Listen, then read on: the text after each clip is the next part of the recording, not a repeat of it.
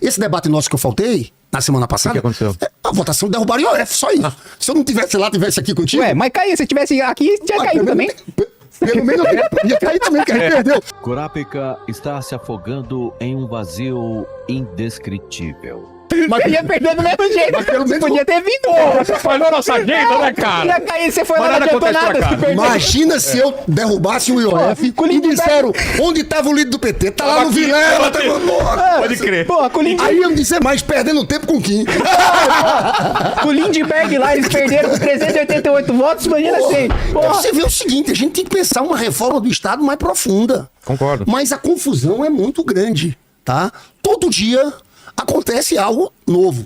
Olha, nós temos 800 bilhões de gastos tributários. São empresas que, de uma forma ou outra, conseguiram, no parlamento, desonerações, não pagam impostos. O que é que o governo está propondo? Vamos cortar linear 10%. Quando o governo apresenta tudo isso, houve uma grita. A grita do andar de cima. O cara que mora na cobertura tem que pagar o condomínio. Você acabou de falar, de alguma maneira esses empresários conseguiram esses privilégios porque tem poder de lobby no Congresso. O governo que mais aumentou esses privilégios foi o governo Dilma. Eita lapada do carro. O governo que mais concedeu privilégios tributários foi o governo Dilma. Inclusive foi o governo Dilma que inventou o privilégio para as grandes empresas, inclusive grandes grupos de comunicação, como a Rede Globo e outras redes de TV, na folha de pagamento, que agora o PT diz combater. Foi, mas quem inventou foi a Dilma, quem criou foi a Dilma, quem enviou o projeto para o Congresso Nacional dessa desoneração desses setores foi Dilma Rousseff. Então, quando você fala dos 800 bilhões, parece que são os 800 bilhões que sai do bolso do pobre e vai pro rico. Eu falei para os seus dois maiores não são para super ricos. Os dois primeiros gastos tributários, Lindbergh, o primeiro é o simples. A gente tá falando dos mais pobres. A gente tá falando de pequenas, médias empresas. A gente vai aumentar 10% na tributação em cima dessas pequenas, em cima dessas médias empresas. O segundo maior gasto tributário, Lindbergh, é dedução no imposto de renda com saúde e dedução no imposto de renda com educação. Então a gente vai penalizar ainda mais a classe média que já paga dobrado, porque a classe média paga imposto alto, não tem educação, então precisa pagar uma escola privada, não tem saúde de qualidade, então precisa pagar um convênio. Nós vamos ter então uma redução de 10% na dedução do imposto de renda para saúde, para educação, para classe média. Isso não é super rico. Esses são os dois maiores gastos tributários. Se for para enfrentar privilégio de grande, eu enfrento, mas não é esse o histórico do PT.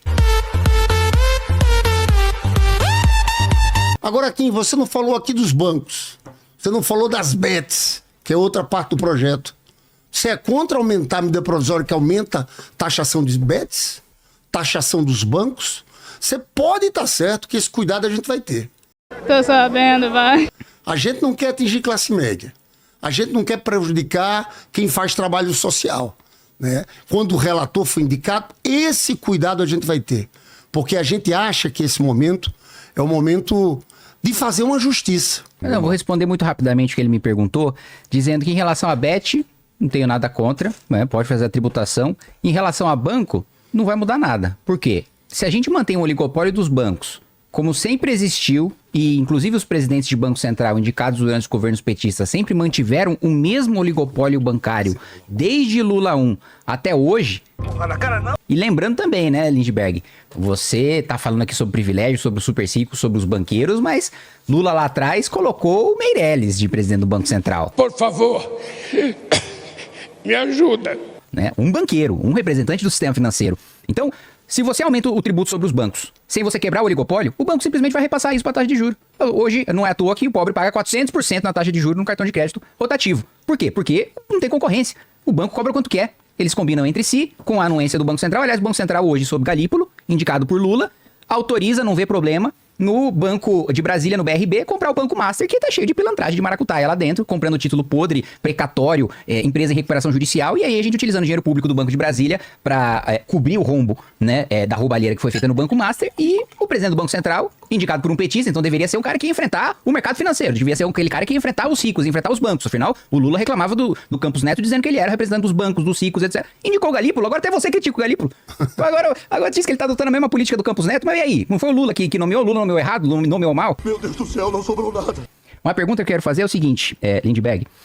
Dentro da sua lógica de cortar privilégio, dentro da sua lógica de fazer enfrentamento aos ricos, o PT, na legislatura passada, votou a favor do aumento do salário de deputado, senador, presidente e ministro. Deputado, senador, presidente e ministro já faz parte do 1% mais rico da população. Você acha que faz sentido falar em combate a privilégio, combate a mais rico, e aumentar o próprio salário de deputado, aumentar o próprio salário de senador, aumentar o salário do presidente da República? Esse é o primeiro ponto. Segundo ponto, recentemente foi votado o aumento do número de deputados. Não só mais gasto, como também mais uma distorção na representatividade. Principalmente eu que represento o estado de São Paulo, ficou mais diluído, a gente tem mais povo e menos deputado que outros estados. E o PT votou, na sua maioria, acho que você votou também a favor, de aumentar o número de deputados, né? E aumentando os gastos.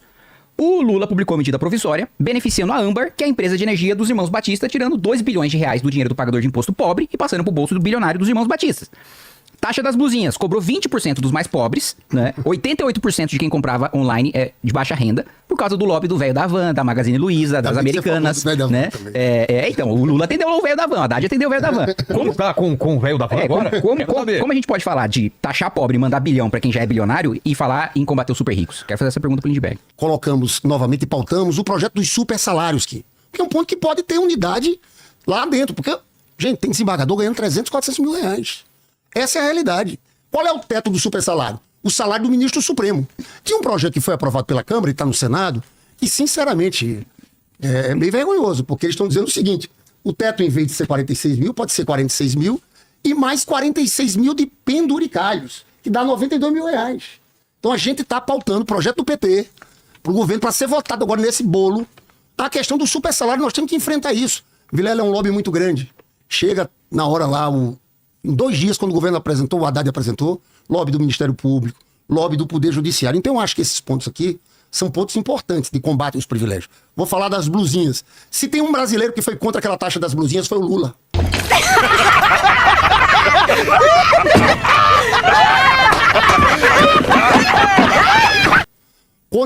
Contra. E mentira da turma bolsonarista, que estava tendo lobby lá dentro com o velho da Van e a turma para votar aquilo. Foi o Congresso, foi uma votação do Parlamento, que queriam colocar 60%, o Parlamento votou. Você sabe que, você pode até dizer, o presidente podia ter vetado, podia, mas seria uma crise política. O Lula resistiu o tempo inteiro, digo mais, o Lula e a própria Janja, a primeira-dama, que tinha essa posição muito clara contra essa taxa das blusinhas. Mentiroso! O Lula contra o tempo inteiro, eu acompanhei isso. Aí de última hora disseram, cai de 60% para 20%, impuseram um acordo. Foi patrocinado e dirigido pela Câmara, pelo presidente da época. Foi isso que aconteceu. O Lula protestou contra isso o tempo todo. Essa é que é a verdade. E deixa eu te contar em relação à questão dos deputados. Todo mundo votou pelos seus estados. Votamos. Só que naquele momento, de lá para cá, houve uma mudança na conjuntura muito grande. O debate que está colocado no país agora é quem vai pagar a conta por essa crise que apareceu aí agora. Se são os mais ricos ou o que vocês defendem. Porque eu quero perguntar se o Kim defende tirar os pisos constitucionais de saúde e educação. Eu quero te perguntar aqui também se você é a favor de desvincular o salário mínimo da Previdência, ou seja, que o aposentado pague menos, ganhe menos do que um salário mínimo. Você entende, Vilela? A discussão aqui é quem vai pagar a conta. Então esse é o debate que está colocado para o país. E eu vejo uma reação muito grande do Congresso, sim. Porque nessa hora, ninguém quer mexer em nada. Ninguém quer abrir mão dos benefícios tributários. Desembargador não quer mexer no super salário. Ninguém. E aí? Então é em cima desse debate que eu te pergunto. Qual é a saída? A saída que o mercado oferece é essa. É tirar dos pobres. Primeiro ponto. Sou sim a favor de desvincular piso de saúde e de educação. E não é para investir menos em saúde e investir menos em educação. Nenhum país europeu, Estados Unidos, Japão, nenhum deles tem piso constitucional de saúde e educação. Todos eles têm saúde e educação melhor do que o Brasil. Esse modelo institucional é um fracasso. E é um fracasso porque não dá flexibilidade pro gestor governar como ele precisa governar. Aí você tá me falando, mas se não tiver piso, o político não vai investir nada, o presidente não vai investir nada, o governador, o prefeito não vai investir nada em saúde e educação. Não existe vinculação constitucional para assistência social. Não existe vinculação constitucional para Bolsa Família, por exemplo. E a assistência social foi um dos investimentos que mais aumentaram nas últimas décadas. Assim, em 10 vezes mais do que a gente via nas últimas décadas e não tem vinculação para isso. Como é que você soluciona o problema, por exemplo, de em 2026 a gente ter mais idosos do que jovens, com piso da educação e com piso da saúde, com a realidade de 5 mil municípios diferentes, em que tem município que tem pessoas mais idosas que precisam investir mais em saúde e menos em educação porque não tem mais aluno. Essa é uma questão de governança, não é de tirar dinheiro do pobre para passar pro rico. É política pública pro pobre mudando de acordo com a prioridade do gestor. E para fechar, eu quero colocar o seguinte. Não foi respondido também, você falou sobre teto, sobre privilégio, mas do fato do PT inteiro ter votado na legislatura passada em aumentar o teto, em aumentar o salário dos ministros do Supremo, em aumentar o salário dos deputados, em aumentar o salário dos senadores, em aumentar o salário do presidente da República, em aumentar o salário do Procurador-Geral da República. Você acha que cerca de 36 mil reais era um salário baixo, era um salário incompatível com a função de um parlamentar, precisava aumentar para 46 mil reais? você que tá falando do enfrentamento aos mais ricos, a elite pública também é elite, assim como a elite privada, e precisa ter seus privilégios enfrentados, inclusive a elite política. Veja só, o Brasil dessas desigualdades. Aí vamos lá, 800 bi de benefícios tributários. Isenções de todo tipo. Nós temos aí, pagamento de juros, algo em torno de 900 bilhões. Então, cheio de problema no andar de cima. Qual é a proposta deles? Isentar os ricos, porque você foi contra a taxação dos fundos exclusivos. Então, o cara que ganha 100 milhões, ele pode ter um dinheiro num fundo e não paga nada. E o gari tem que pagar. Aí corta de onde? Corta de saúde, de educação. A saúde e a educação brasileira tem que melhorar muito. No governo do Temer, quando fizeram o teto de gasto no governo do Bolsonaro, foi uma queda muito grande, foi uma coisa que o Lula recuperou. Então, Kim, nesse aspecto aqui, é preciso a gente saber que lá tá. Você faz o discurso correto em relação a privilégios do funcionalismo, que eu concordo, mas parece uma defesa grande das elites brasileiras, como se pudessem ter privilégios. E os trabalhadores pagando a conta. E vão ter menos saúde e educação? Segunda pergunta, Kim. 3 minutos para fazer a pergunta. Tem algum comentário que queira fazer? Vamos lá, primeiro ponto, fundo exclusivo. É mentira, Lindbergh, fundo exclusivo não pagava imposto, pagava na realização. Só na saída. Exatamente. E os outros têm um come conta. Na saída. O que significa isso? Justamente pra você. Ou seja, Você deixa tem 10 anos parado lá, você não Exato, você não paga se você não sacou o dinheiro, Tá. se você não pegou aquilo que o seu investimento rendeu, você não paga, porque afinal de contas não tá indo pro seu patrimônio, tá lá ainda parado, você não realizou o lucro. Tirou. E isso, Lindbergh, é assim no mundo desenvolvido todo. Não, tem contas, é de 6 é meses. assim no mundo desenvolvido todo. Por isso, inclusive, qual que foi feito prático? Qual Devia foi ser assim para professor da rede Não. municipal. Qual que foi- Só quando se aposentasse ele ia pagar o imposto. Tem vários. Tem uma vários. aposentadoria, Não. cara. Tem vários investimentos, inclusive previdenciários, que a professora faz e que ela só paga na realização, né? E aqui eu não tô fazendo defesa de rico, de bilionário, o que eu tô fazendo defesa é do Brasil, do sujeito não tirar o dinheiro daqui, que foi o que aconteceu. Porque essa tributação não tem no Paraguai, não tem no Uruguai, essa tributação não tem no Chile, e os investimentos dos fundos exclusivos foram pra lá. A gente perdeu dinheiro com isso, Lindbergh. Não trouxe benefício nenhum pra gente. Verifique com o Ministério da Fazenda. Pergunte pro Haddad, quanto é que foi arrecadado com isso dos fundos exclusivos? No momento que saiu a notícia, todo mundo tirou. Todo mundo deixou de fazer o investimento no Brasil. Então não adiantou absolutamente nada. Outro ponto. Você falou, olha, quando o Temer colocou o teto, foi um desastre pra saúde e pra educação. Eu lembro que colocavam como a PEC do apocalipse, né? Com o teto de gastos, a mortalidade infantil diminuiu, o indicador de saúde, e o IDEB cresceu acima dos governos petistas. Então não teve desastre de saúde e de educação, não. Pelo contrário. O Haddad, quando foi ministro da Educação, teve a capacidade de quadruplicar o gasto com a educação e entregar a gente no ranking do PISA pior do que ele pegou. Ele entregou um monte de colégio técnico, um monte de universidade. Aí a avaliação. Quanto que o aluno tá aprendendo de português, matemática, ciência? Pior no PISA do que ele pegou. Aí veio o teto de gastos e a gente cresceu no IDEB. Então qual que é a desculpa? De que é a política de destruir política pública, de destruir educação, de destruir saúde. Você ter teto de gastos, alguns com um pouco mais de gasto real, alguns com um pouco menos de gasto real, com um pouco menos de gasto real, é política no mundo desenvolvido inteiro, que tem saúde, educação e segurança melhor do que a nossa. E não tem o nosso arranjo fracassou, Lindbergh. Não é à toa que a gente tá atrasado, que a gente ficou pra trás de outros países que estavam no mesmo estado que a gente. Olha quando a gente tava 40 anos atrás, olha onde tava a Coreia do Sul tava atrás da gente. Sobre privilégio tributário pra rico. Quando o Lula 1 pega o país, era de 2% do PIB. Quando o Dilma entrega em 2015, vai pra 6,7% do PIB. Então quem triplicou privilégio tributário pra rico, pra bilionário, foram os governos petistas. E não foi iniciativa do Congresso Nacional não, viu? Todo privilégio, todo benefício tributário veio de iniciativa do Executivo ou de parlamentar da base do governo. Vamos lá. Ah, mas Lula 3 é diferente, você pode me dizer. 2024 teve um destaque do PSOL pra reduzir privilégio tributário, eu tava lá, PLP 210, no destaque no PLP 210, o PT todo foi contra, unânime, em não poder fazer esse corte de privilégio tributário já em 2024. Outro ponto.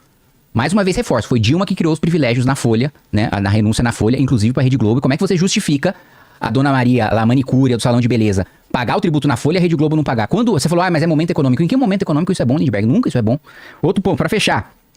Em 2023, governo Lula, o BNDES emprestou 73 bilhões de reais a juros subsidiados para grande empresa. Estou excluindo todos os empréstimos para pequenas empresas.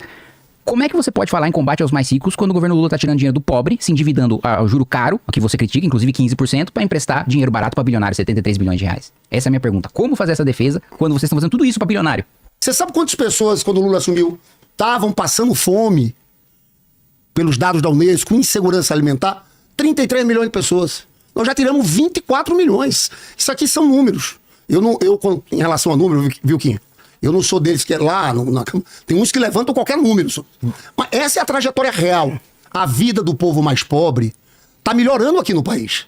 Em relação ao que você faz, é um discurso contraditório em relação aos benefícios tributários. Você diz, foi a Dilma que criou. Verdade, a Dilma criou uma parte. Tem um probleminha. Tinha um sujeito chamado Eduardo Cunha, que ela mandou X de exonerações, virou 3X. Ela depois quis tirar, porque era para uma determinada conjuntura econômica.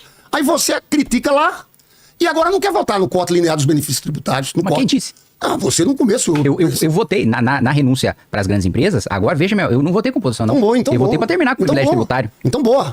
Vamos estar juntos nessa, entendeu? Então, eu acho que esse debate aqui é um debate central para a gente tirar o país dessa paralisia. Porque nós temos um certo impasse. Sim. Um certo impasse político. Eu espero que na próxima semana a gente consiga retomar as votações. Foi votada a urgência. Em que pé que tá? Foi votada a urgência de um projeto de lei complementar sobre benefícios tributários, que em tese, escolhendo um relator, a gente pode votar na próxima semana ou na outra semana, desde que tenha um acordo. Então veja, a gente vai ter que resolver uma situação fiscal. Tem esse dos benefícios tributários, tem a medida provisória que cobra dos bancos, que cobra das bets. Esse debate das bets é um debate que eu quero ver, viu? Porque muita gente contra, então cada um tem que se posicionar, né? Então eu espero que a gente consiga votar essa medida provisória e consiga também votar esse corte linear dos benefícios tributários. Vamos lá, antes de responder o Lindbergh, eu quero ressaltar as duas principais perguntas que eu fiz, Lindbergh, você não respondeu. Primeiro, em que momento, em qualquer momento da economia, é bom eu tirar o dinheiro do pobre para dar privilégio fiscal para Globo? Em que momento? Você falou, não, no momento da economia que a Dilma criou era bom. Em que contexto isso é bom? Isso você não respondeu. Outra coisa que você não respondeu. Daqui a pouco. Outra coisa que você não respondeu. Como que você pode falar em combate a bilionário, em combate a rico no governo Lula, quando em 2023, o governo Lula, ele concedeu 76 bilhões de reais do BNDES para grande empresário. E não são todos os empréstimos do BNDES, eu já excluí todos para os pequenos e médios. 76 bi saiu de bolso de pagador de imposto pobre para ir para rico. Você não me respondeu. Como se pode falar em combate a bilionário sem você falar nisso? Respondendo, e outro ponto também para corrigir, você jogou pela segunda vez, né, a culpa na Câmara dos privilégios do governo Dilma, né? Meu, desculpa aqui. Vai.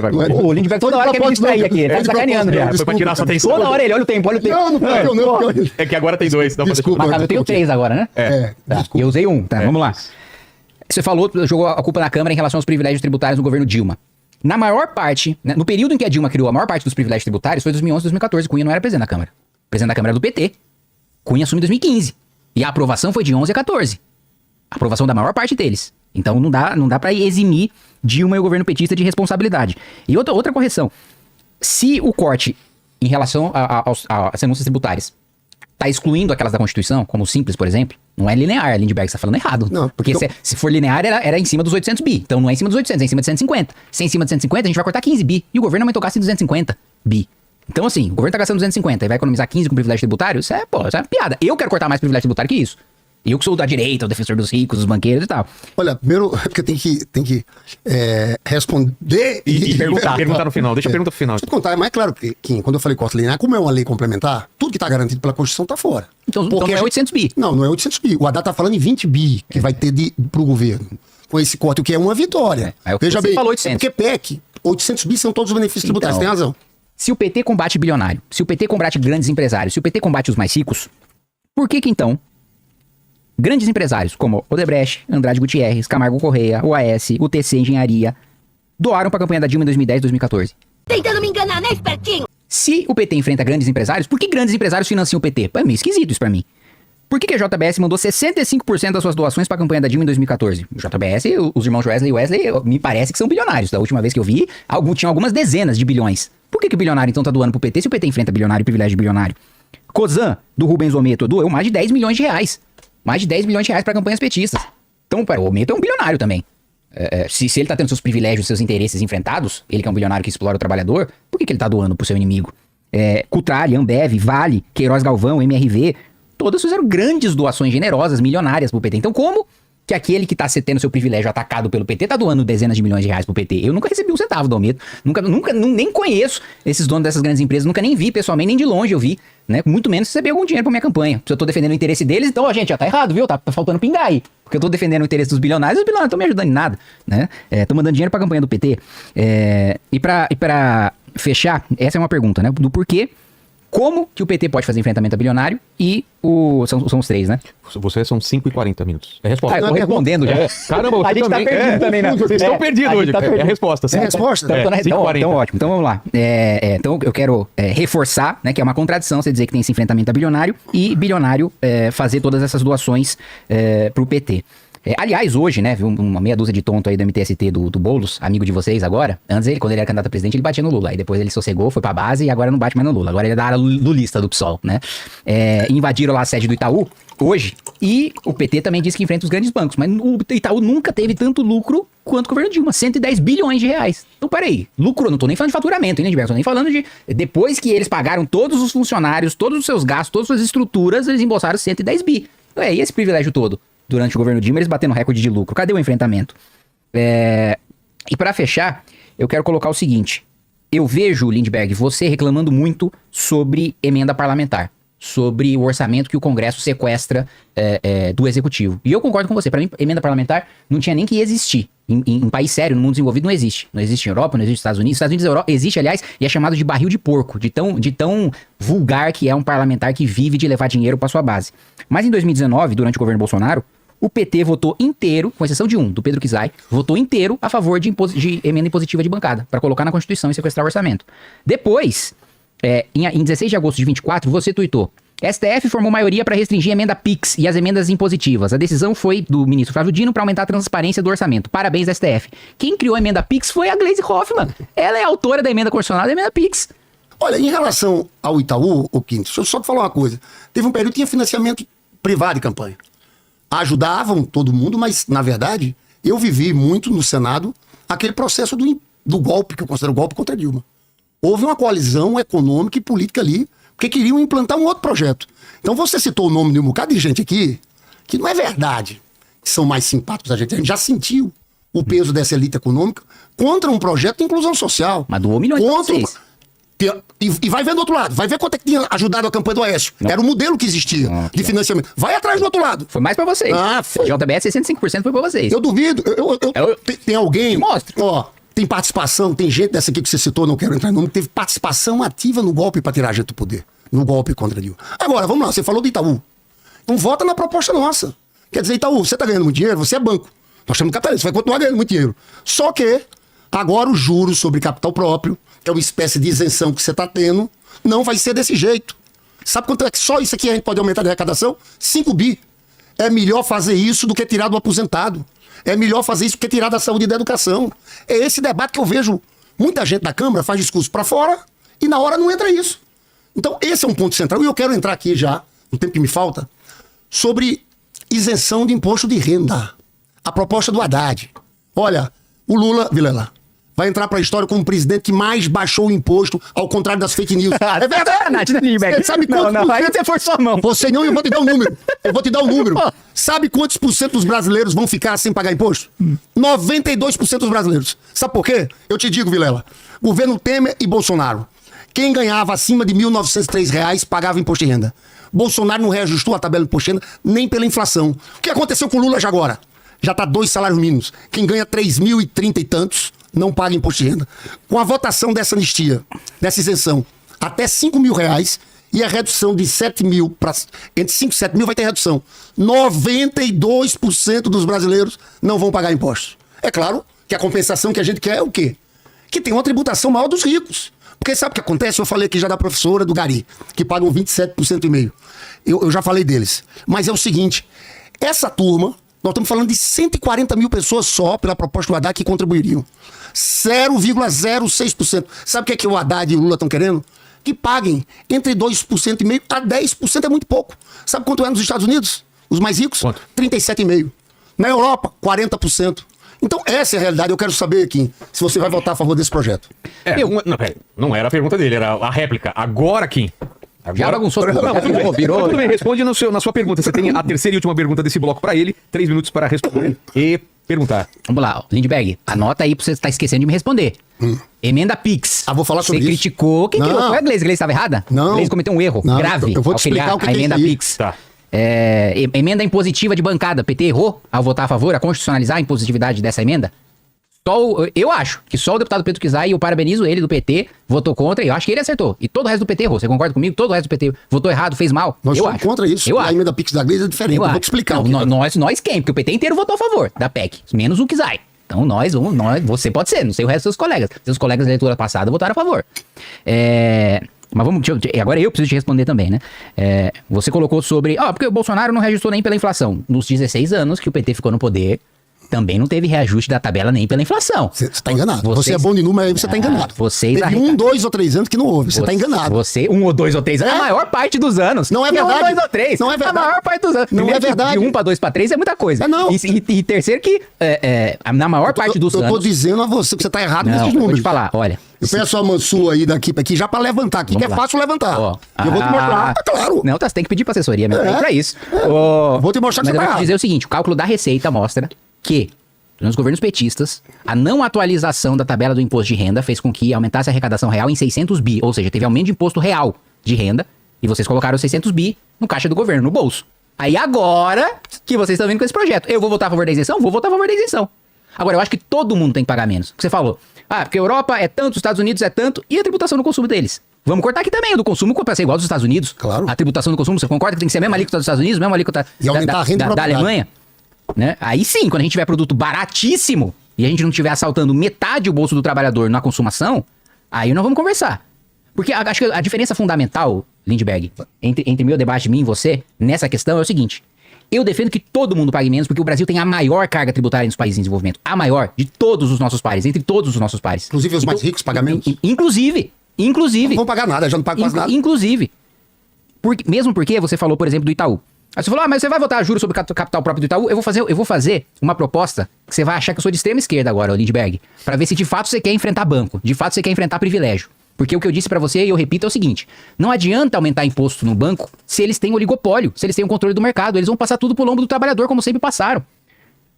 Então vamos dissolver o Itaú e separar em 3, 4 bancos diferentes, transformar o Itaú em 3, 4 bancos diferentes pra concorrer entre si e proibir que o mesmo grupo econômico controle esses 3, 4 bancos diferentes. Aí sim a gente vai estar falando de mexer com interesse grande. Aí sim a gente vai estar falando em mexer com lucro de banco de verdade.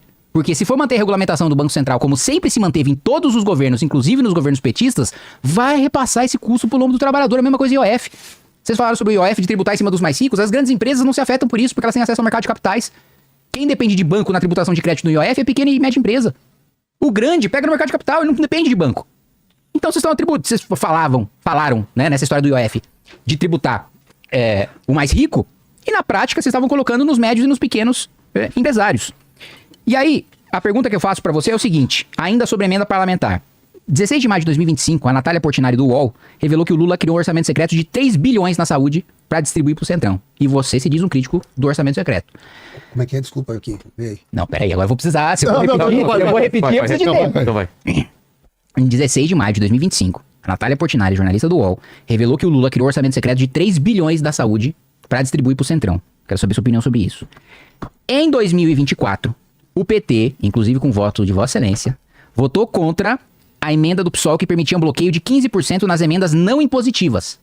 Ou seja, o PT considerou mais importante deixar cortada a saúde e da educação antes de bloquear dinheiro para emenda parlamentar. Então quem tá falando de cortar em política social não sou eu. Foi o voto de vocês que derrubaram essa emenda, né? Então a pergunta que eu quero fazer para você é o seguinte: Lula e você reclamam do Congresso sequestrar o orçamento, mas a Glaze foi a autora da emenda PIX. O PT votou a favor da impositividade de emenda de bancada. O Lula criou 3 bi de orçamento secreto. E eu vou trazer um bastidor aqui. O PT ofereceu 5 milhões de reais em emenda de orçamento secreto para cada deputado que votou o tal do pacote de ajuste fiscal do Haddad. Então, o Lula dizia na campanha que o orçamento secreto era o maior escândalo de corrupção da história do país. E agora, deixou de ser? Não é mais o orçamento secreto, é o orçamento do amor? O que você tem a dizer, Lindbergh, sobre o governo pagar 5 milhões para cada deputado de orçamento secreto para votar a medida do Haddad? Agora, ele foi Lindenberg 6 minutos. Ele tem 3 minutos a mais. Ele tem 8 minutos, até 8 minutos para Não, responder. mas não era a minha pergunta? Então, Era 3, minutos. eu tinha 3, você fez 6. Agora ele tem 8 minutos para responder. Vamos. E aqui é uma bateria. Normal. Por isso que aquele negócio 15 minutos e 15 é melhor que o cara vai... No terceiro bloco vai ser assim. Deixa eu primeiro corrigir aquilo que eu tinha te falado. Olha aqui, para ser criterioso. Dizer ano a ano do governo. Primeiro ano do governo Lula ganha em 2002, assume em 2003, 2004. Não faz correção da tabela. 2 anos. 2005, faz uma correção de 10%. Compensando o que aconteceu 2 anos. Foi 10% a mais de correção. 2006, correção de 8%. Resultado do primeiro mandato do Lula, correção acumulada de 18%. Menor que a inflação acumulada. Que foi um pouco menor que a inflação acumulada. Mas teve correção. Vamos deixar Aí vamos depois. 2007, 4,5%. 2008, 2009, 2010, 4,5%. Então veja, isso aqui foi parte de um reajuste automático. Então a sua história que o PT ficou 16 anos. Vamos lá, Dilma. Correção em todos os anos. 2011, 2014, continuou o reajuste anual de 4,5%. 2015, aí ela fez uma coisa diferente. Faixas menores tiveram correção de 6,5%. E as outras tiveram entre 4% e 5%. Isso aqui são números. Mas então vamos admitir. Vamos admitir somando a menor que a inflação. Não, tudo não. Na superior, não. Desse processo do nosso governo, eu não tenho dúvida. O Brasil não crescia 4,5% todo ano. Teve correção aqui de 10% do Lula lá atrás. Então, veja, é completamente diferente do que aconteceu agora, que não houve zero. Nem inflação. Tanto no Temer como no Bolsonaro. Era 1903. Foi decisão do presidente Lula. Não adianta jogar pra trás. Eu acho que eu trouxe o livro certo pra você. Porque muito sofisma. Nesse caso... Foi abaixo da inflação. Te garanto que foi abaixo da inflação. O que eu te digo... Veja, Lindbergh, você mesmo criticou a falta de transparência de emenda Pix, tá no seu tweet aqui que eu li. E aí você disse, ó, que bom que o Flávio Dino mudou a lei aprovada e idealizada pela Glaze para dar mais transparência para a emenda Pix, porque quando foi aprovada no texto da Glaze não tinha transparência da decisão do Flávio Dino. Então você está admitindo, ou então você voltou atrás nessa ideia do seu tweet, você está admitindo que no texto original da Glaze não tinha transparência e depois o Supremo declarou que essa falta de transparência do texto da Glaze aprovado era inconstitucional. Aí você pode falar, não, de fato tem um reparo a se fazer naquele texto que foi aprovado pela Glaze e eu concordo com o Supremo, mas o texto original estava errado. Aí você tem que concordar comigo. Eu quero resgatar coisas aqui pra deixar o Lindbergh... Dar oportunidade pro Lindbergh responder sobre tudo sem deixar escapar nada, né? Primeiro, eu acho engraçado quando fala ultraliberal, sei lá, eu penso no Ultraman, lendo um livro de liberalismo. Assim, ultraliberal, né? Parece um negócio que é hiper extremado, né? O negócio é revolucionário. Vou matar uma pessoa pra promover o livre mercado, né? O negócio né? Você fala com um cara um ultra esquerdista, eu tô pensando num stalinista, né? Eu tô pensando num cara... Mas enfim, vamos lá.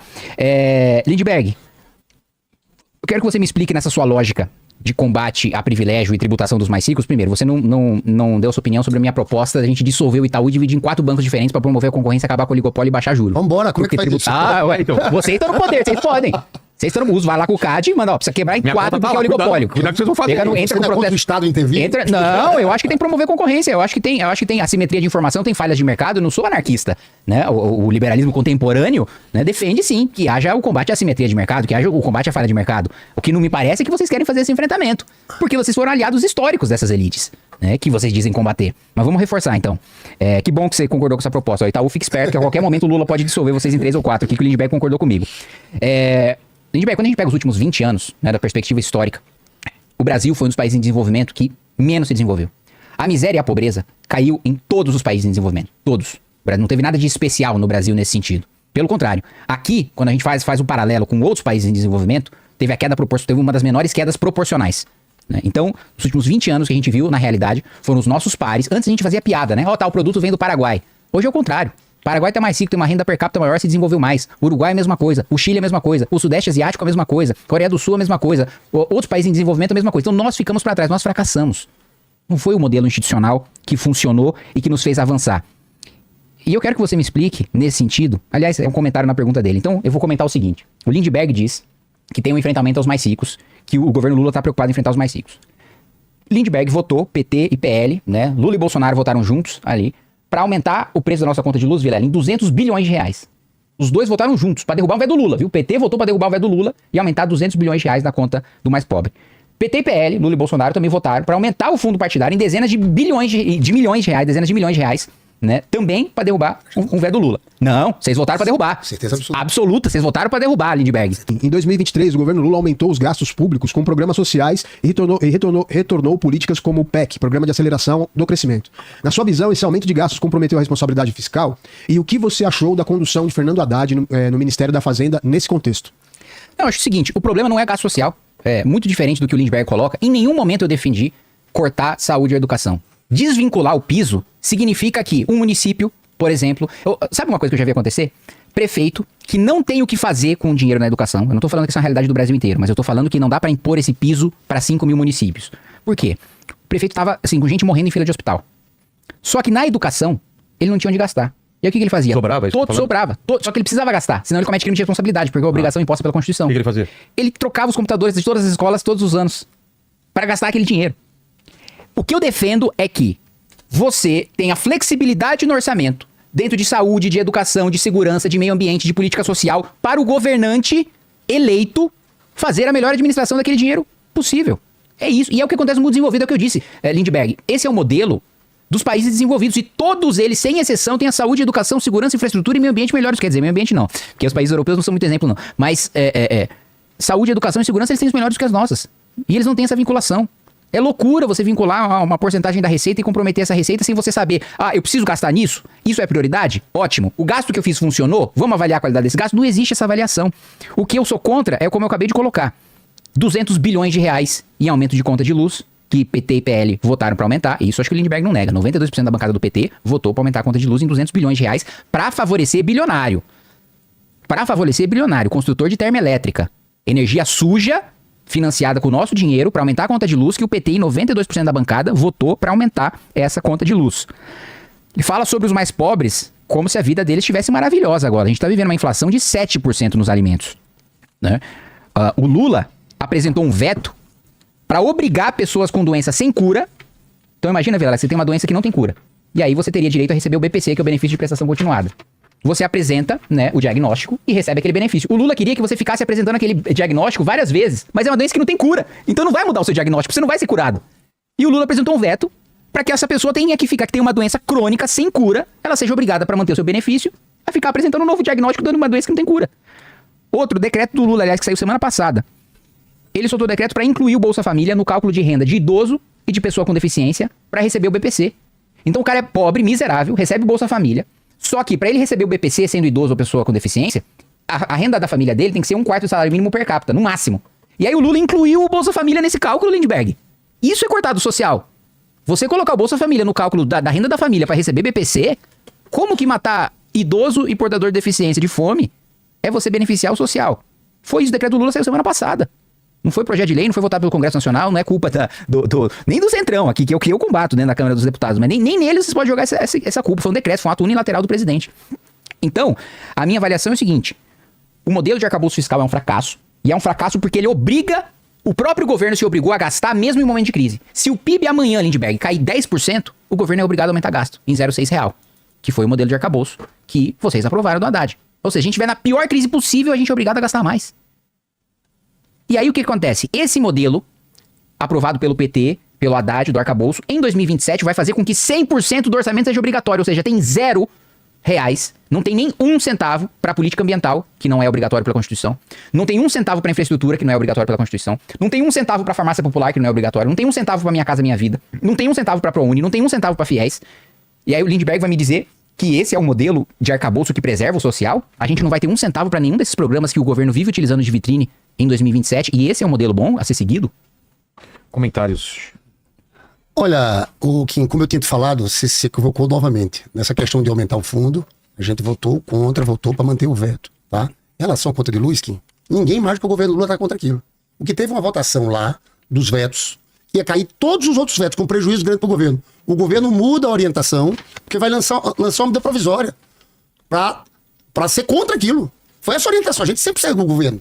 Não fique achando que a gente vai votar contra o governo no caso desse. Então foi daquelas negociações, o prejuízo de uma votação ia ser muito maior, o líder do governo, Randolph, fala sobre aquilo, e a gente muda com a medida provisória que vai sair agora. Você vai ver, né? Em relação à educação e saúde, o que você está dizendo, mexer entre educação e saúde dentro dos municípios. Primeiro, eu não conheço município que está sobrando dinheiro de educação. Eu não vejo isso. O professor ainda ganha um salário muito maior nesse país. Foi fundamental ter colocado um piso para os professores. Então essa história do Kim, que mundo você vive que está sobrando dinheiro em educação e saúde? Eu acho que era a cabeça dos milionários da Faria Lima. Quer dizer, estão gastando muito. Sabe qual é o problema daqui, Vilela? O culpado é o pobre aposentado que ganha um salário mínimo. É o professor que estamos gastando muito. Que história é essa? Que eles estão querendo acabar são com as vinculações constitucionais. Não é só transferir de um para o outro. É diminuir a obrigatoriedade, em vez de 18% e 15%, saúde 15%, você baixar para 12%, para 11%, para 10%. E isso é assim, é criminoso. É isso que a gente não concorda. O debate aqui é um debate muito bom, que é um debate franco sobre que saídas. No fundo, o grande projeto dele é aposentadoria, salário mínimo, saúde e educação. E a gente está querendo jogar para o andar de cima, mostrando que tem muita desigualdade, que a gente tem que fechar a conta do outro jeito. Quer te dizer que esse decreto do BPC, Bolsa Família, eu fui atrás, isso aqui não muda rigorosamente nada, não vai tocar em uma pessoa, tá? Na próxima semana a gente vai explicar. Isso que ele falou. Isso que ele falou, não vai mudar nada. O decreto foi para se ajustar a uma lei, não vai tocar em uma família mais. Podemos fazer o debate segunda-feira ou terça-feira lá em Brasília. Eu fui atrás disso aqui. Entendeu? É que às vezes vocês veem uma coisa... E o sai decreto correndo. não inclui Bolsa Família no cálculo do BPC. Hein? Não, mas não vai pegar. Eu te mostro, te garanto, nós temos certeza e convicção disso. Então me garante. Você falou do Haddad, eu acho que o Haddad, que você não respondeu a pergunta, que perguntaram sobre o Haddad. Porque Você não... eu falei do arcabouço. Eu acho que o Haddad está sendo um ministro, nesse momento, que está jogando um grande papel. Essa questão da desigualdade, gente, ele fala com muita convicção. Que a gente sabe que isso é insustentável no país, entende? Então eu acho que o ministro Haddad está dando uma grande contribuição, porque dessa vez, eu falei antes que o Lula conseguiu fazer as mudanças numa outra conjuntura sem enfrentar esse debate das desigualdades estruturais. Esse é um tema, nós temos uma chance no país de pautar para fazer uma mudança estrutural. Não é implantar o socialismo, não é tomar o poder das elites, não. É minimamente ter um discurso equilibrado. Vilela, seria revolucionário se o Brasil, os ricos, pagassem impostos como os Estados Unidos, como a Alemanha, como os países europeus. Aqui não paga. Por exemplo, quando eu falo de herança, nós não estamos falando de herança para todo mundo, mas herança de milionários. Aqui no Brasil é 4%, no máximo 8%. Sabe quanto é? Nos Estados Unidos, 40%. Na Alemanha, 60%. Eu não estou defendendo que seja isso igual, mas em todo lugar tem uma situação diferente. Nada é tão atrasado do ponto de vista tributário como o Brasil. É um consenso da economia que o nosso modelo é insustentável, né? E não só o modelo da Previdência é insustentável, como o que eu coloquei, o orçamento do arcabouço fiscal, um modelo aprovado pelo PT, vai fazer, e isso eu queria muito escutar o Lindbergh sobre isso. Eu estou favorável. A nota do que? Do arcabouço? Jamais. Fui contra. Aqui, votei do arcabouço. Isso é horroroso esse desenho, Lindbergh. Em 2027, a gente vai ter 0%, zero de orçamento discricionário. Farmácia popular não tá na Constituição. Minha Casa Minha Vida não tá na Constituição. Né? ProUni não tá na Constituição. FIES não tá na Constituição. Programas ambientais não tá na Constituição. Infraestrutura não tá na Constituição. Gasto com segurança não tá na Constituição. Gasto com transporte não tá na Constituição. Todos isso são despesas discricionárias. A gente vai ter zero pra isso. Não vai ter dinheiro pra pagar conta de luz e conta de água de ministério. O Brasil nunca viveu isso. Nunca teve um colapso das contas públicas nessa magnitude. Nunca teve que paralisar a máquina pública por falta de orçamento discricionário. Hoje o presidente da República já governa sobre 8% do orçamento. Quando chegar o próximo presidente, que não vai ser o Lula, que eu acho que o Lula nem disputa a eleição, né, fazendo uma avaliação pessoal de que não tem nem condição de vencer e não quer fechar a biografia com a sua derrota, depois a gente pode até apostar nisso, Lindbergh, eu acho que o Lula nem candidato e até reforçando, né, segundo o discurso do Lindbergh, a população inteira tá vivendo bem, os pobres estão vivendo bem, mas tem dezenas de milhões de pessoas vivendo bem e caindo em fake news, e por isso mesmo vivendo bem tá bravo com o Lula. Eu acho impressionante a capacidade dessas fake news. Comentários. Olha, o Lula é candidatíssimo. O sangue de Jesus tem poder, tem poder, tem poder. O negócio do super salário, você tá querendo demais, né? Por que não faz aqui, a gente apoia a PEC dele? Porque o governo mandou um projeto e vai mandar outro agora, dos super salários. Ou então vamos fazer uma coisa neutra, juntando todo mundo lá. Se for PEC, não resolve. Hein? Se não for PEC, não resolve. Não, eu acho em caminho, porque o problema da PEC é que são 308 votos. Mas nesse ponto aqui, nós temos convergência de que essa coisa é vergonhosa. E esse projeto não anda porque tem um lobby gigantesco do Ministério Público e do Poder Judiciário. O governo vai apresentar outro projeto, porque aquele que está no Senado está desmoralizado. Certo. Mas tem nenhum problema de assinar a minha, não. Pode assinar aqui? Eu não queria, rapidinho porque aqui, você... Rapidinho, pode assinar aqui, ó. Que a gente é beija, né? A gente não assina dele, porque você não assina o nosso. Ué, vocês assinaram na legislatura passada? passada? Não assinaram o nosso. Ele quer que a gente dê o troféu pra ele. Que troféu? Tira o teu nome, vamos botar o de outro. Alguém mais neutro aqui. Alguém mais neutro? Na legislatura passada vocês não reclamaram. Agora vocês reclamaram? Porra, sacanagem. Lindbergh, na legislatura passada, o PT inteiro assinou a minha PEC de privilégio. Nessa legislatura, você é o líder. Por que o PT não... Falta 15 assinaturas, Lindbergh. Falta assim, eu coletei 90% das assinaturas, faltam 15. A proposta é muito simples, já expliquei. Nenhuma verba indenizatória para agente político, eu tô deixando, deputado, senador, juiz, promotor, que juiz, promotor, juridicamente, é agente político também.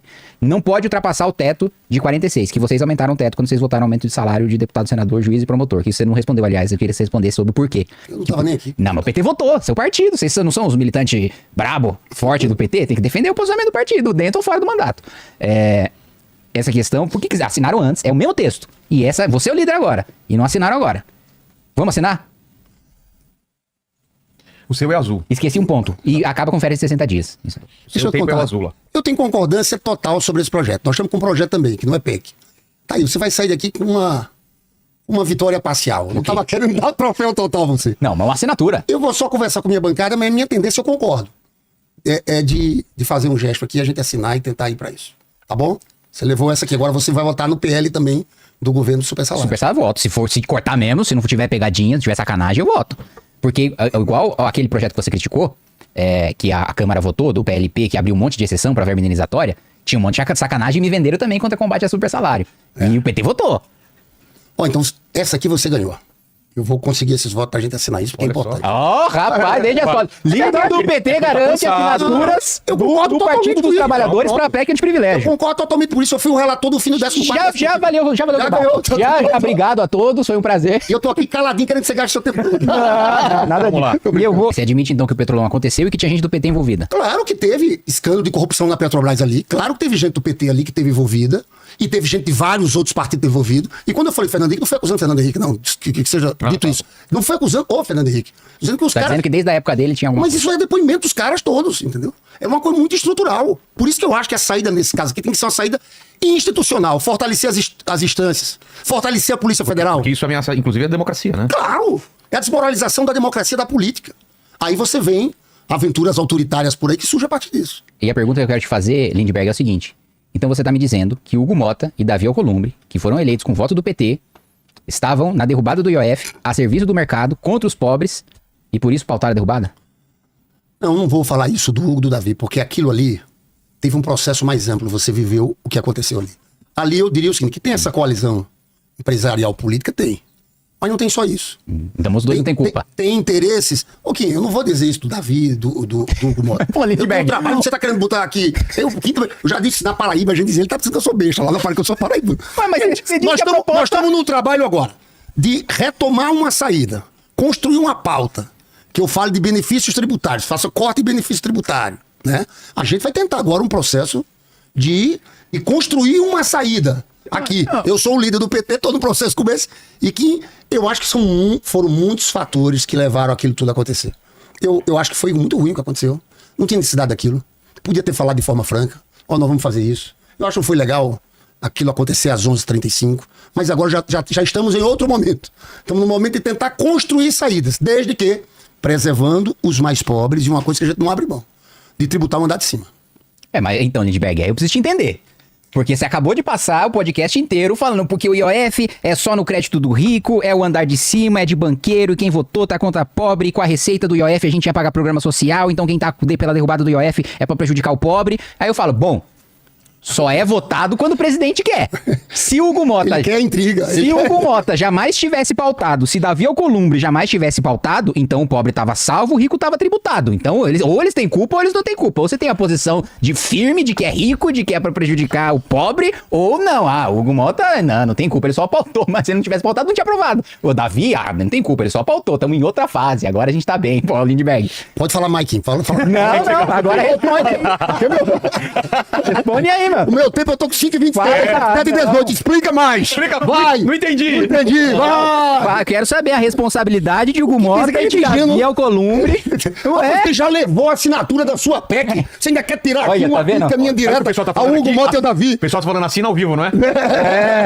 Eu já levou minha PEC, ele ainda quer levar uma declaração Tá minha. gastando tempo, hein? Olha aqui. Não, ou eles têm culpa ou eles não têm, Lindbergh. E aí? Tem culpa ou não tem? Não, claro que a gente reclamou. A gente acha errado. Eu reclamei. O Hugo Mota sabe que o presidente não gostou, que eu não gostei. Eu sou líder. Não foi uma situação legal. E eu tenho uma avaliação. E qual que foi a eu fiz. resposta? Foi muito... Eu acho que agora nós temos que levar esse país à frente. A gente tem que organizar a pauta. Nós queremos muito resolver essa questão pelo lado dos benefícios tributários. Se a gente corta dessas exonerações, alivia. O IOF que fizeram tudo isso aqui, não adianta dizer que é o povo trabalhador que pagava o IOF, que não é. Eu já citei alguns exemplos aqui. IOF é o seguinte, o cara tem uma conta lá em Nova York. Por que não pode pagar? Quando derrubaram o IOF, favoreceram esses caras. O cara que tem um negócio chamado que é um fundo, um seguro, VGBL, que é um seguro de vida que você recolhe, ainda em vida. Aquilo virou, por ter uma baixa tributação, virou um investimento. Ali está se cobrando pro cara nesse ano que tem investimentos, aportes de mais de 300 mil reais, no próximo ano de 600 mil reais. Entendeu? Então, eu acho que foi feito de uma forma que a gente já explicou. Eu acho que tem esse interesse empresarial, tem tudo, mas a gente quer achar um caminho para resolver essa situação fiscal agora. Queremos votar antes do recesso dos próximos 15 dias. O projeto de isenção de imposto de renda, um dos projetos mais importantes. O que em Rio aqui, mas na verdade, 92% dos trabalhadores brasileiros vão estar isentos de imposto de renda. Né? E isso é a verdade, em vez do que eles falam, taxade, a verdade não houve na história do país, eu vou dizer, um governo que criou uma situação de tamanha redução de impostos para a maioria do povo brasileiro. Não é possível, Lindbergh. Você subestima meu poder. Você não fica nem vermelho. Preocupado com o meu tempo. Não, Eu não é falo 3 possível. Não fale que... Não, como que você diz que É o verdade. governo Lula 3 foi o governo que mais diminuiu o imposto? 92%, Lula... Calma, você tá falando de uma medida e o trabalhador vai continuar pagando o imposto de consumo mais caro do mundo Não é aqui. só uma medida, não. Já foram tomadas outras. Foram 15 aumentos de impostos. Eram 15. R$1.903 que as pessoas pagavam. Hoje já tá 2 salários mínimos. Já tá 3.036. Aí eles reclamam quando a gente tenta aumentar impostos mais ricos. Fundo exclusivo que você votou. É isso. Você quer livrar a cara dos Não milionários. tem sentido eu pagar o imposto antes de realizar o lucro do meu investimento, desincentivando o investimento. O investimento gera aumento de produtividade, aumento de produtividade gera emprego e renda pro pobre. A mesma coisa o IOF, expliquei pra você. Não mexe com o grande, porque o grande vai pro mercado de capitais. O grande não depende de banco. Quem depende de banco é o médio e pequeno. E você mesmo falou que na tributação indireta, quem paga é o consumidor final. IOF é tributação indireta, não é direto o IOF. Você tá tributando crédito e dizendo que quem vai pagar é o banco. Não, quem vai pegar é o usuário do crédito. É a mesma coisa dizer que eu vou tributar o pão e quem vai pagar o imposto é o padeiro. Não, é o cara que tá comprando pão. É um imposto regulatório, não pode arrecadar. Não é Quer verdade. dizer isso, imposto regulatório não pode arrecadar. Agora explica aí. Não, você que levantou. Peraí, não, para o tempo. Pra explicar. Eu perguntei O que é isso? É uma dúvida minha. Não. Tá roubando tempo pro Lindbergh? Não, o que é isso? Então não pergunta. Ele levantou, ele explique. Não, e gasta o tempo dele. Não tenho culpa que ele já tá com uns 4 minutos de desvantagem, azar dele. Então não explica, vambora. Gente, veja só, se um homem não sabe administrar o próprio tempo, vai administrar o seu país? Aí, ó, Meteu essa aqui. O tempo dele é solto, Lênin. Porra! Tá segurando o tempo dele. Ô, Lênin. Eu agora, pessoal que tá assistindo em casa, desculpa, eu vou ficar literalmente calado por uns 3 minutos, aguentando um time e me contendo. Vamos lá aqui. Pode falar durante 3 minutos. Não, eu acabei de, assim, o Lindbergh não rebateu um ponto do que eu falei, de que não afeta o grande, porque o grande tem acesso a banco. O pequeno e o médio que não tem acesso a banco, não tem acesso ao mercado de capitais. O pequeno e médio não tem acesso ao mercado de capitais, ele não tem capital aberto, ele não tem ação em bolsa, ele não consegue ter o financiamento barato. Porque a empresa grande, eu compro a ação do Google. E aí, quando eu tô comprando a ação do Google, o Google não precisa pegar o empréstimo do banco, porque ele tá se financiando com o dinheiro da minha ação, ele tem acesso ao mercado de capitais. Você, eu não vou lá na B3 e compro uma ação do Inteligência Limitada, porque você, coitado de você, né? Você não é um bilionário que vai lá e vai abrir o Inteligência Limitada em bolsa. Então, o que você vai quando você precisa de dinheiro? Você vai pro banco. O que você faz quando você precisa de dinheiro? Você vai pro banco. Isso. E aí, no banco, você vai pagar mais caro. Pô. Vem cá, você disse que não tem nada a ver com o povo mais pobre, não tem nada a ver com isso. Então me explique. Já que Como você não é tem nada a ver já com o que povo você mais pobre, ele Você entrega. é tão inteligente, como é que o cara que transfere dinheiro pra uma conta no exterior... Não é Você- transferência de não, conta pro exterior, é tomar empréstimo num banco. Não, não é só isso. Eu tô falando a você. Eu não tô falando que é só, Eu eu tô falando que é também. Eu tô falando do IOF, que você paga mandando dinheiro pro exterior. Você acha que isso é o povo? Que conversa é essa? VGBL é o povo? É investidor, cara. Conversa é, E o ninguém povo- é besta, não, não. peraí também, né? Ninguém Aí- é besta aqui, não. A classe média investe em VGBL também, tá? Não é o bilionário, não é o grande. O que é Pagar porque VGBL? a professora da rede municipal... Eu gasto meu tempo pra explicar, né, safado? Tô brincando. A classe média investe em previdência privada. Aí vocês estão querendo meter a mão na previdência privada. Então o sistema previdenciário já tá quebrado. Nós Aí estamos falando de 50 mil por depósito, acima de 50 mil, nesse ano, no próximo ano, 100 mil. o cara guardou dinheiro pra aposentadoria dele, pra velhice. Ele ainda foi obrigado a contribuir pro INSS. Sabe que não vai conseguir se aposentar porque o sistema tá quebrado. Aí quando ele paga uma previdência privada, vocês vão lá e metem a mão. Deve ser um pedreiro que tá botando 100 mil a mais, né? É isso. São de classe média, Tem uma conta pra o fechar. Lindbergh. Aí você quer tirar a aposentadoria quer tirar o salário mínimo dos aposentados Mas que não pra é- fechar essa conta. Não é tirar salário mínimo de aposentado, é você promover o crescimento real da economia pra todo mundo ganhar mais. Não tem vinculação de salário mínimo pra aposentadoria nos Estados Unidos, e a aposentado de lá ganha mais. Não tem vinculação de aposentadoria de salário mínimo no Japão, a aposentado de lá ganha mais do que o nosso. Então, não é uma equação diretamente proporcional como você está colocando, senão era só a gente vincular o nosso orçamento a tudo. Vamos deixar 100% do orçamento vinculado na Constituição. Vamos colocar lá, 30% da receita corrente líquida é para segurança pública, 20% da receita corrente líquida é para infraestrutura. E vamos vincular o orçamento inteiro, não vamos deixar o presidente governar sobre nada, e nem vamos precisar mais eleger presidente. Só deixar a Constituição automaticamente gastar sozinha. E aí? Tô muito interessado em que Fale você mais. continue me Fale explicando. mais. Não, me explica como é que faz assim. Vincula 100%. E aí, governa como? Se envolva mais, se você der. Não, e aí? Vincula 100%, governa como? Ou joga uma questão pra ele responder. E aí, Lindbergh? Hã? Não, Kim, eu cheguei numa situação aqui que eu tenho que, de fato, deixar você falar. Não, então eu vou fazer uma pergunta pra você. Pode, vai lá. Você vivia criticando o Roberto Campos Neto. Falando que ele era agente do mercado, que ele tava cobrando juros escorchantes, que tava explorando o povo, tava a serviço do sistema financeiro, bababi, bobobó. Ixi, caiu. Agora, vem o Galípolo, nomeado pelo Lula, a maior parte da diretoria do Banco Central nomeada pelo Lula, vocês têm maioria do Copom pra aprovar o que vocês quiserem. Se vocês quiserem reduzir o juro a 0, vocês reduzem no Copom. Vocês nomearam a maior parte dos diretores. Vocês têm maioria e o presidente. Agora, o Galípolo continua aumentando a taxa de juros, inclusive aumentou para além da expectativa do próprio mercado. A maior parte dos bancos consultados achava que a taxa de juros ia se manter, não ia aumentar. Vocês sempre dizem que o mercado tá pautando lá, o Galípolo foi além do mercado. Aumentou o juro para além do que os bancos esperavam. E agora você vai falar o que do Galípolo? Eu já falei. Sabe que nisso aí eu sou muito honesto do que eu defendo. Eu sempre fui crítico daquela política monetária. Acho que o Roberto Campos Neto fez uma política de sabotagem. Teve, de fato, na hora de sair, deixar armar 2 altas do Banco Central. Essa alta agora do Banco Central, sinceramente, uma visão muito conservadora, marcou, foi mais do que o mercado pediu. Eu fiz Twitter dizendo isso. Sabe por quê? Porque muita gente fala desse debate fiscal, falta dinheiro. Você sabe qual é a grande questão? Nós tivemos um déficit nominal, quando você vai olhar o déficit de todo o país, foi 998 bi.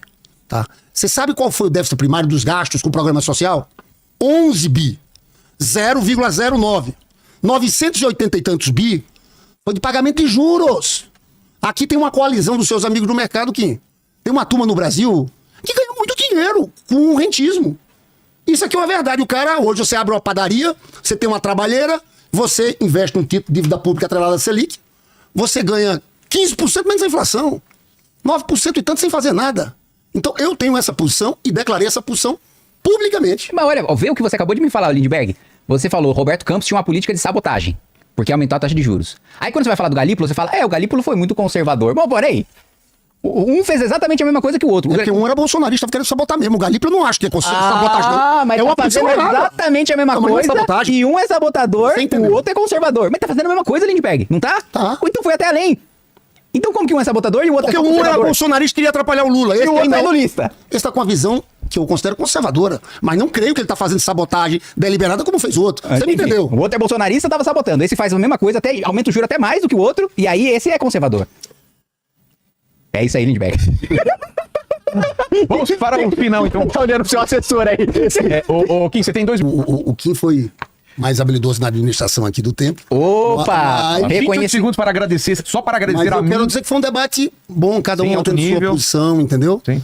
E foi construtivo. Eu não conhecia todas as posições tuas aqui nessa questão do privilégio, a gente pode avançar também, tá? Foi bom e vamos em frente. Foi. Depois, redes sociais e site e tudo mais. Agora finalizar, então. Você tem 20 Vamos lá. Primeiro eu vou pedir pra minha equipe fazer um corte quando o Lindbergh fala que eu fui melhor na administração. Aí corta a parte do tempo. Só pra gente ter um recorte. Só pra ter um recorte do Lindbergh falando que eu sou melhor na administração. E dizer também, agradecer o Vilela, agradecer o Lindbergh pelo debate. Acho que ficou muito claro aqui que o Lindbergh não quer falar do Galípolo, nem do Gumota, nem do Alcolumbre. Mas eu vou... Só porque não pode falar agora. Não pode falar, ele tá preservado. Aí, mas nem se ele tivesse o tempo, ele não ia usar também pra falar dessas 3 coisas. Ele teve e não quis falar, então agradeço. Redes sociais, site. Agora o Lindbergh tava assim, ó, quando o tempo acabar. Ele tava, tipo, virada do ano Réveillon, né? Faltou só estourar.